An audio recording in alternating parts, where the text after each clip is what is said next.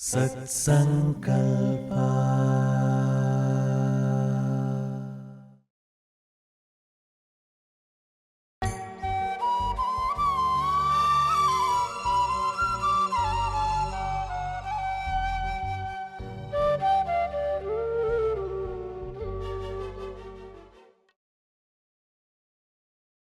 Om Gam Ganapatiye Namaha. Om Namah Shivaya. Namaskaram, everyone, and a warm welcome to today's knowledge session organized by Satsankalpa Foundation. Satsankalpa Foundation is inspired by the wisdom and teachings of Sadguru Sri Sivanandamurti Garu, revered Mahayogi. Rooted in the timeless principles of Sanatana Dharma, the foundation promotes a purposeful and meaningful lifestyle, emphasizing the importance of right attitude and actions.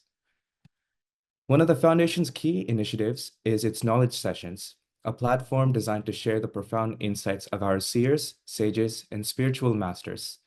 These virtual gatherings bring together seekers and scholars to explore the contributions of Maharshis and Gurus across many disciplines. Our goal is to make this sacred knowledge accessible, engaging, and relevant in today's world. Today, we are honored to have with us our distinguished speaker, Dr. Sri Sakti Sumanan, a revered Siddha yogi, physician, and scholar in the Agastya Guru lineage. With over 25 years of profound scriptural knowledge and an unwavering mission to preserve and transmit the rich Siddha tradition, Dr. Sumanan brings us a wealth of wisdom and experience to this gathering. In today's session, titled Agastya Maharshi, the Eternal Bridge Between Cosmos, Culture, and Consciousness, Dr. Sumanan will guide us through the timeless legacy of Agastya Maharshi, shedding light on his unparalleled contributions to spirituality, culture, and the very fabric of human consciousness. It's with great reverence and anticipation that we now invite Dr. Sumanan to begin. Welcome, sir. It's an honor to have you with us today. Hey, thank you. So first I will start with the hour of the number one speech. So sit straight and do the deepest fasting.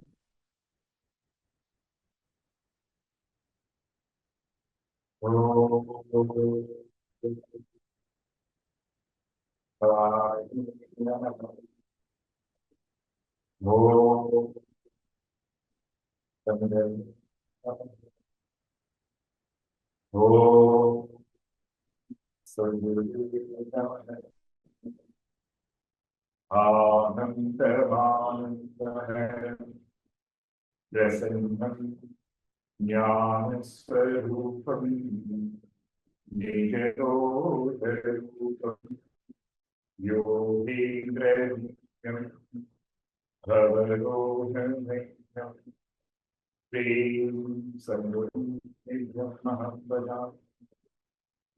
Brahma, Guru Vishnu, Guru Devo Maheshwara, Guru Sakshat Parambrahma, Tasmai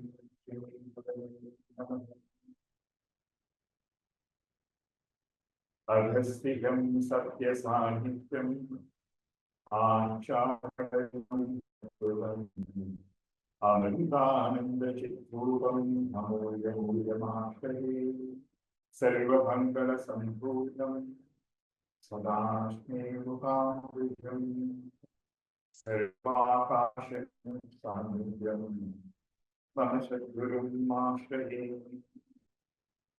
Om Bhagavate Saya Namaha Om Mangalakramanaya Namaha Om Ashtalakshmi Gadashraya Namaha Om Ashtalakshmi Namaha Om Kalashmuni Namaha Om Kumbhamuni Namaha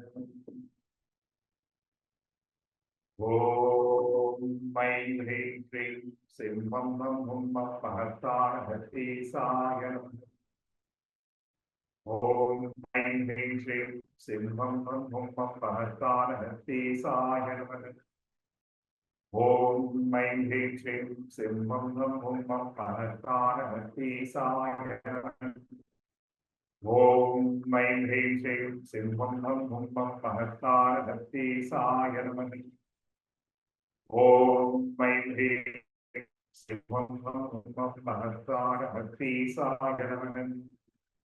Om Main Hri Simham Mahasana Bhakti Sayanam.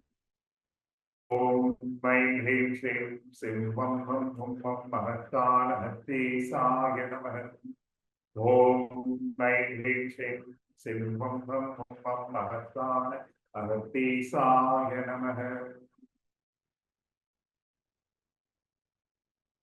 Let's invoke the Devi Gayatri to lighten our intellect and understand all these things. Om Bhurभुवः Svah Tatsaviturvarenyam Bhargo Devasya Dhimahi Yo Yo Nah Prachodayat. Om Bhurभुवः Svah Tatsaviturvarenyam Bhargo Devasya Dhimahi Yo Yo Nah Prachodayat. Om Bhurभुvः Svah Tatsaviturvarenyam Bhargo Devasya Dhimahi Yo Yo Nah Prachodayat.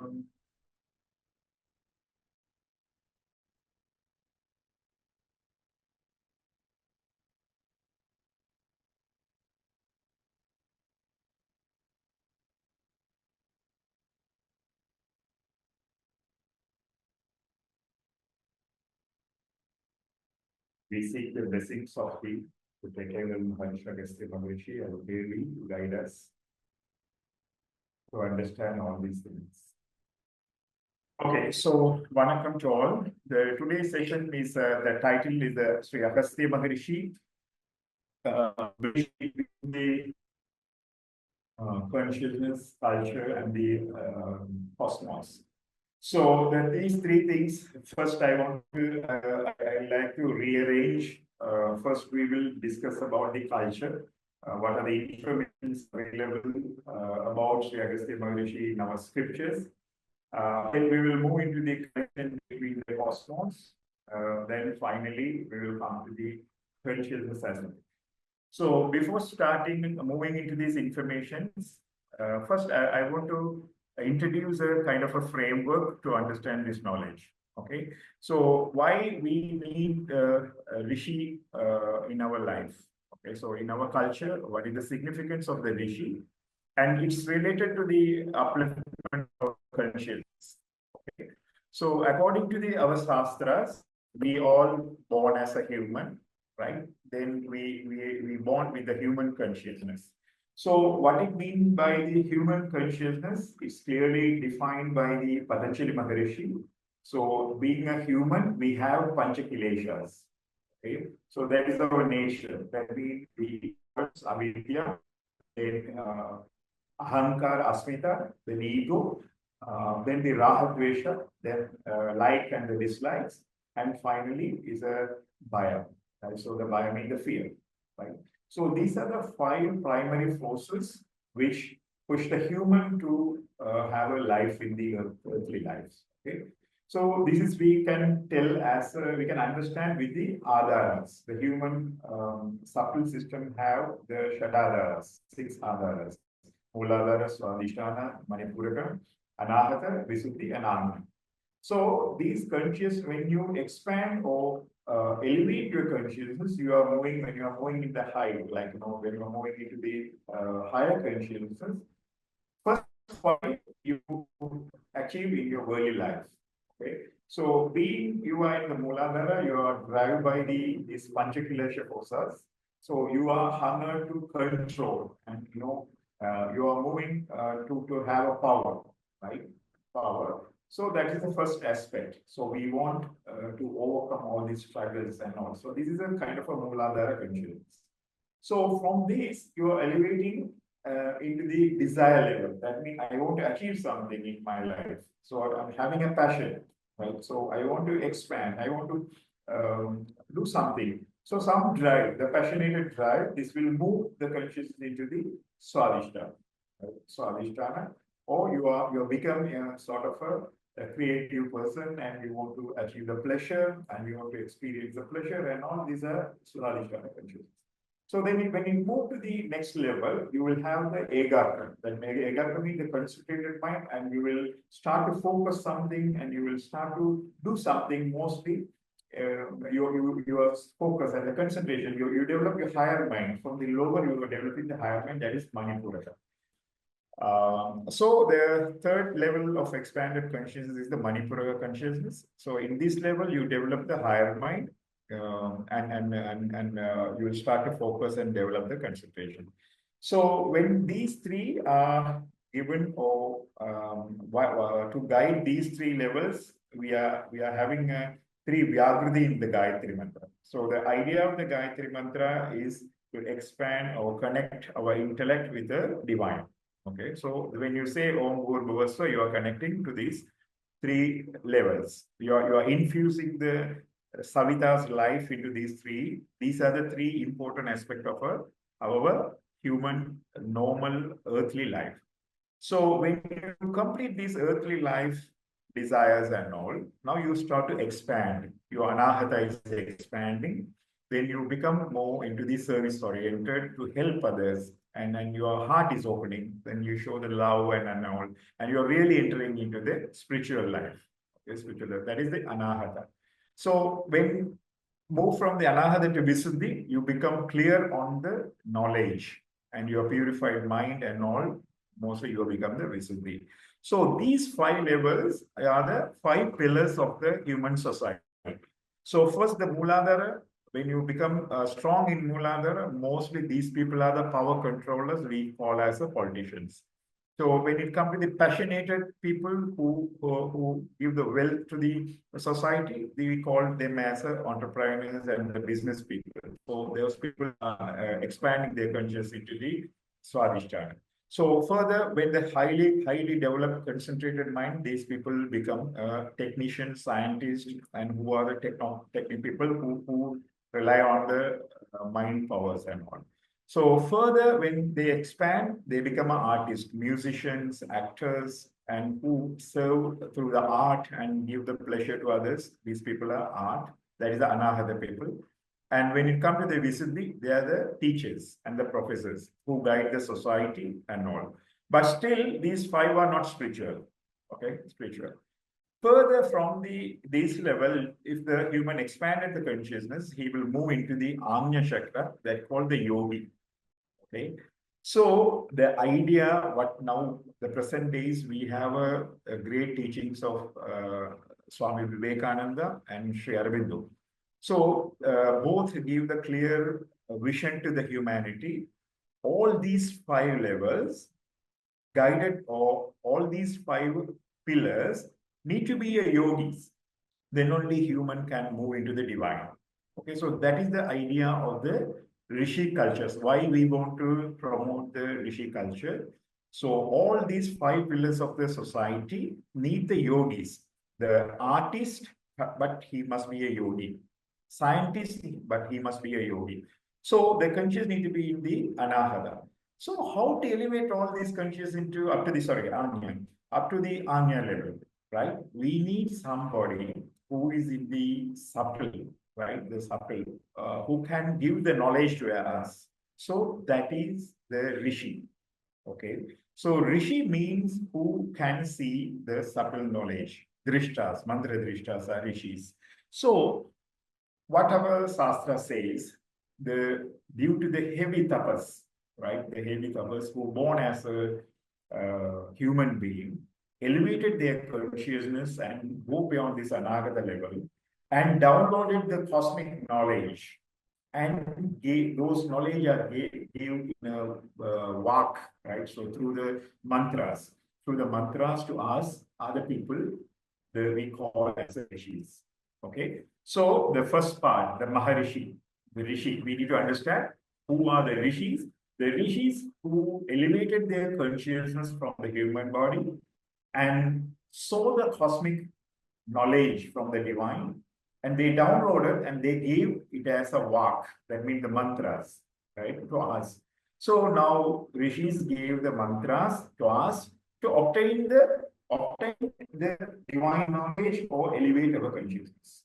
Okay, so this thing we need to understand before understanding who is Agastya Maharishi. So when we understand this framework only, you will understand what is the role of Agastya Maharishi and also all other rishis. Okay, all of the rishis, the Narada Rishi and Vishwamitra and Vasishta, what are their cosmic roles and the consciousness roles? Okay, so this is the idea. The rishi mean, right?